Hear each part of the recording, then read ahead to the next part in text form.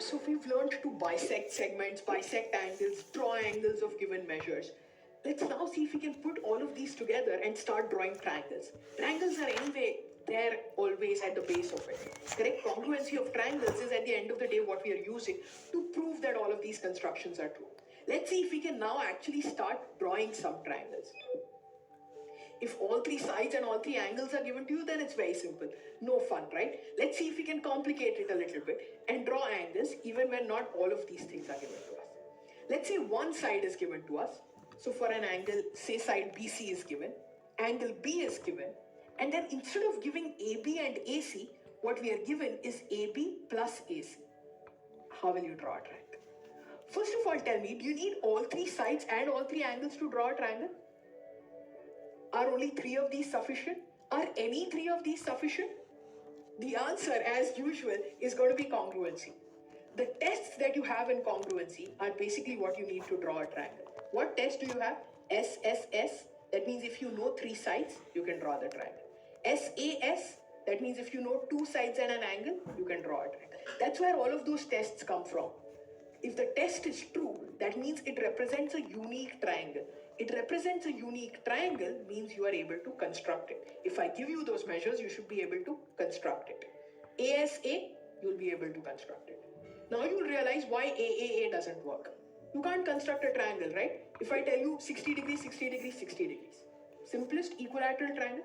Can you construct a unique triangle? No, there'll be a wide range of triangles, all of which are equilateral, right? These are all different triangles. All of them are equilateral. So you can't construct one unique triangle, which is why AAA doesn't work. So all of these work. So when all these three are given to you, you can construct a triangle. Very easy. Those are the easy constructions. Now, turns out you can construct triangles even when slightly more complicated things are given to you. Like this one. Instead of giving you the third side, so one side, one angle, you would have been thinking that this is going to be SAS. Then it's very easy, right? S, you'll draw the angle, A, and then you'll draw the third side. Done. Very easy to construct. But now, instead of giving the third side straightforward, what they've given is the sum of the remaining two sides. Instead of giving the value of either AB or AC, what is given to you is AB plus AC. Let's see if we can construct this triangle.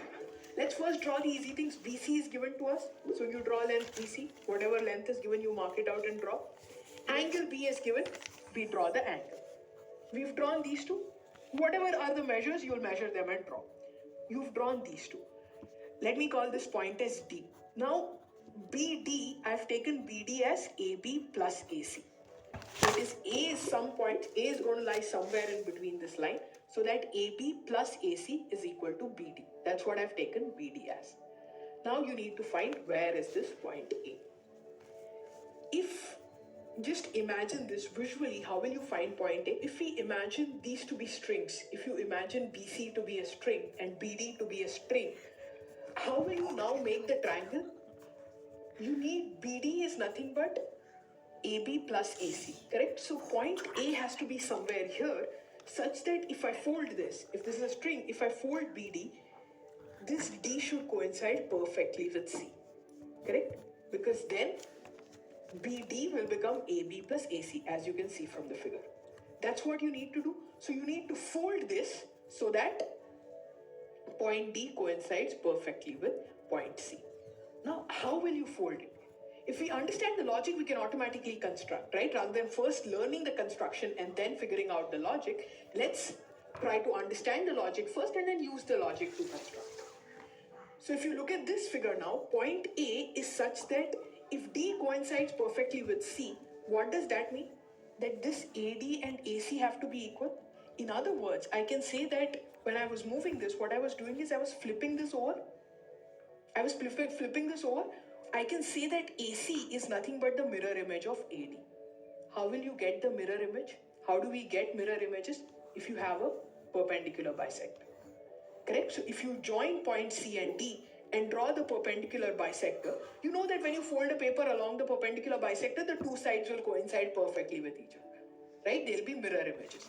So if we join CD and draw a perpendicular bisector of CD, that perpendicular bisector will pass through this point A. And now if you fold if you fold AD along the perpendicular bisector, it will coincide perfectly with AC. So that's how you'll get point A. That's how you'll do the construction. How will you do the construction? Start with BC, draw angle B. Along this ray, measure a distance equal to AB plus AC, which is given to us, and mark point D. Now join C and D. We always join all the points that we've marked, right? Join CD, draw the perpendicular bisector of CD. Wherever this perpendicular bisector cuts the line BD, that is nothing but your point A. That is nothing but your point A.